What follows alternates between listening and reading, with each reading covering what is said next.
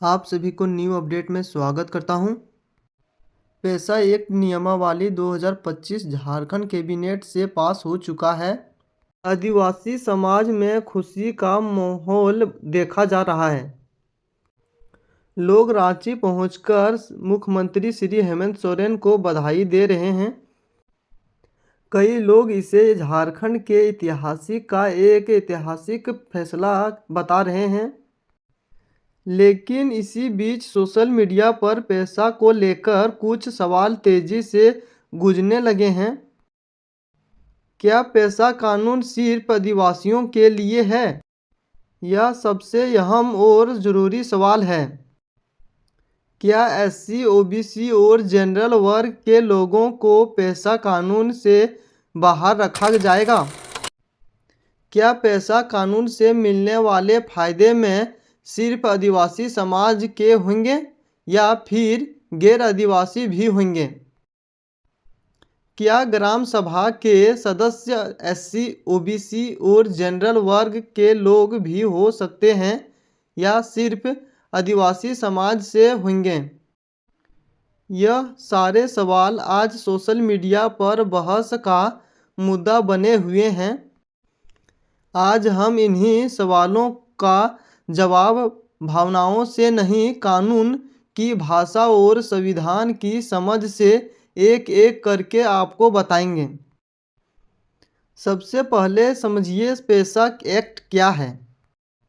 पैसा यानी पंचायत एक्टिशन टूट शेड्यूल एरिया एक्ट 1996। पैसा एक्ट 1996 में बना वो अलग बात है कि 28 साल बाद झारखंड में पैसा एक्ट नियमावली 2025 बनाया गया है, पारित किया गया है। इस कानून का मकसद था अनुसूचित क्षेत्रों में ग्राम सभा को ताकत देना, जल जंगल जमीन पर स्थानीय समुदाय का नियंत्रण सुरक्षित करना। यह कानून इसलिए लाया गया क्योंकि सामान्य पंचायत व्यवस्था आदिवासी इलाकों की परंपरागत शासन प्रणाली को समझने में असफल रही। अब सबसे अहम और सबसे ज़रूरी सवाल, क्या पैसा कानून सिर्फ आदिवासियों के लिए है? तो इसका सीधा जवाब है नहीं। यहाँ सबसे बड़ा भ्रम है। पैसा कानून जाति आधारित नहीं, क्षेत्र आधारित कानून है।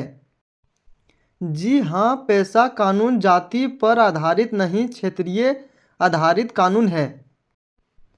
कानून में सिर्फ साफ लिखा है people of the schedule area. कहीं भी यह नहीं लिखा है कि ओनली शेड्यूल ट्राइब्स।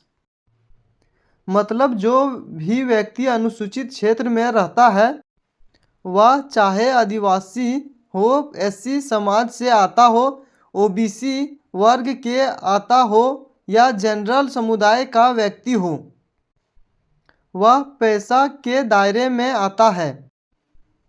अब इस पूरे मामले पर संविधान क्या कहता है? पैसा कानून जाति आधारित है या क्षेत्रीय आधारित, इसको समझना जरूरी है। देखिए, संविधान का अनुच्छेद 244 पांचवी अनुसूचित यानी कि 5th शेड्यूल साफ कहती है विशेष सुरक्षा अनुसूचित क्षेत्रों को मिलेगी, ना कि किसी एक जाति को। इसलिए पैसा कानून जाति आधारित नहीं, क्षेत्र आधारित है। शायद आपको समझ में आ गया होगा कि पैसा कानून के दायरे में कौन कौन आएंगे। अब बहुत लोग बोलेंगे पैसा कानून लागू होने से आदिवासी समाज खुश क्यों है? क्यों ढोल नगाड़ा बजा के सीएम हेमंत सोरेन को बधाई देने रांची पहुंच रहे हैं आदिवासी अगुआ? देखिए, आदिवासी समाज की खुशी को बाहर करने की खुशी नहीं है, बल्कि अपने पुराने अधिकारों की पहचान मिलने की खुशी है।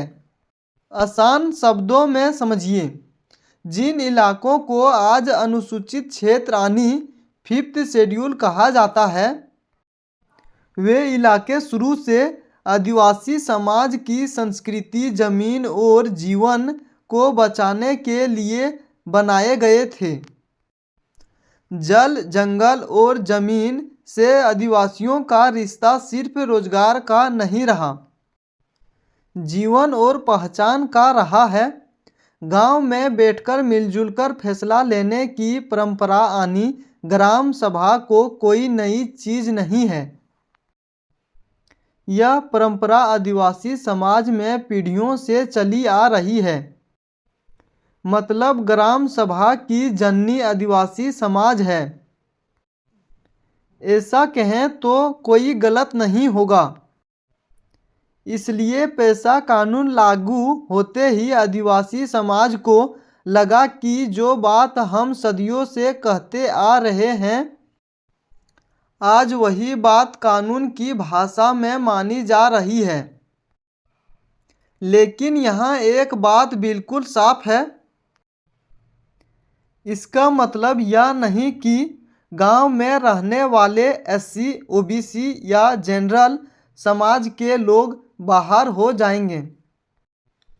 क्या पेशा कानून के फायदे एससी, ओबीसी और जनरल वर्ग को भी मिलेंगे?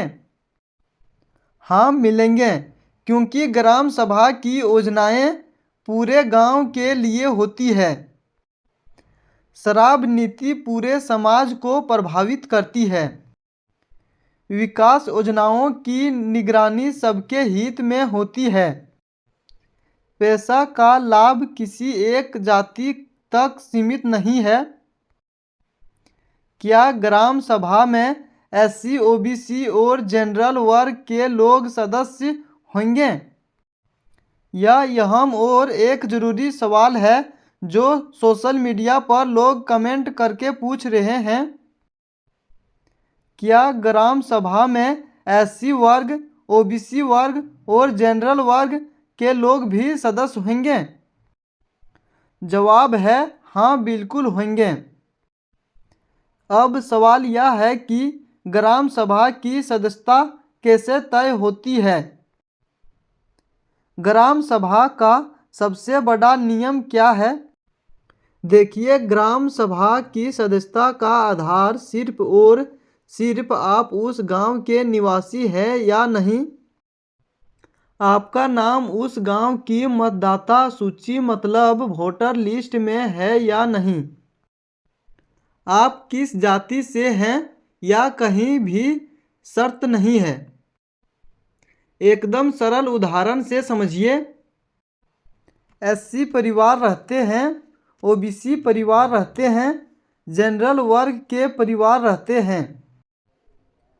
अब जो भी व्यक्ति 18 साल से ऊपर है, गांव का स्थानीय निवासी है, वोटर लिस्ट में उनका नाम है, वह अपने आप ग्राम सभा का सदस्य है, चाहे वह आदिवासी हो, एससी हो, ओबीसी हो या जनरल वर्ग से हो।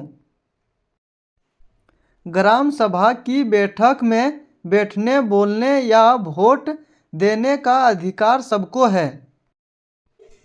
कानून की भाषा क्या कहते हैं?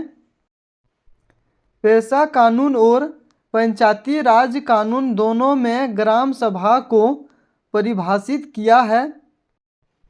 गांव की मतदाता सूची में दर्ज सभी वयस्क व्यक्ति ग्राम सभा के सदस्य होंगे।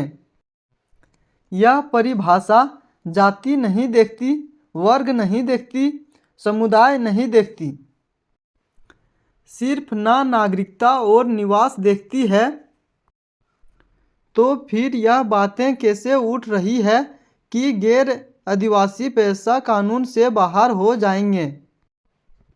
क्योंकि लोग ग्राम सभा को आदिवासी परंपरा से जोड़कर उसे केवल आदिवासियों की संस्था समझ लेते हैं। लेकिन कानून ने उस परंपरा को लोकतांत्रिक ढांचे में बदल दिया है। परंपरा की आत्मा आदिवासी हो सकती है, लेकिन संस्था संविधान की है। सीधी और अंतिम बात, ग्राम सभा किसी एक जाति की सभा नहीं है। ग्राम सभा गांव के हर नागरिक की सभी है। पेशा कानून SC, OBC या जनरल वर्ग को बाहर नहीं करता, बल्कि उन्हें भी गांव के फैसलों में बराबर का भागीदार बनाता है। दूसरे राज्य में पेशा कानून लागू है। SC, OBC और जनरल वर्ग के लोगों के बारे में क्या बातें हैं, हम आपको समझाने की कोशिश करते हैं। देखिए, महाराष्ट्र में पेशा कानून 2014 से लागू है। ग्राम सभा में सभी वर्ग की भागीदारी है। शराबबंदी और खनन फैसलों में पूरे गांव की सहमति होती है, वह चाहे किसी भी जाति का क्यों ना हो। उड़ीसा में भी पेशा के बहुत ग्राम सभा को खनन और भूमि अधिग्रहण पर सहमति का अधिकार है। SC, OBC, जनरल सभी वर्ग सभा के सदस्य हैं। ठीक उसी प्रकार पड़ोसी राज्य छत्तीसगढ़ भी ग्राम सभा की भूमिका जंगल और लघु वनोपज में मजबूत है। कहीं भी गैर आदिवासियों को बाहर करने का प्रावधान नहीं है। तो इन राज्यों का अनुभव यही बताता है कि पेशा समाज विभाजन नहीं लाया, बल्कि स्थानीय लोकतंत्र को मजबूत किया। तो फिर झारखंड में क्यों उठ रहे हैं सवाल? क्योंकि झारखंड में पेशा दशकों की देरी से लागू हुआ है। पेशा कानून आज से 28 साल पहले बना, लेकिन झारखंड में धरातल पर अब लागू होगा। लोगों को कानून की भाषा नहीं बताई गई।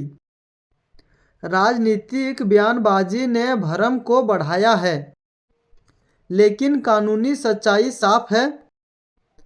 पेशा कानून संविधान के दायरे में है और संविधान किसी नागरिक के समान अधिकार छीनने की अनुमति नहीं देता है। पेशा एक्ट संविधान की 5वीं अनुसूची से निकाला कानून है। यह आदिवासी समाज की संस्कृति और अधिकारों की रक्षा करता है, लेकिन SC, OBC और जनरल वर्ग को ग्राम सभा से फैसलों से बाहर नहीं करता।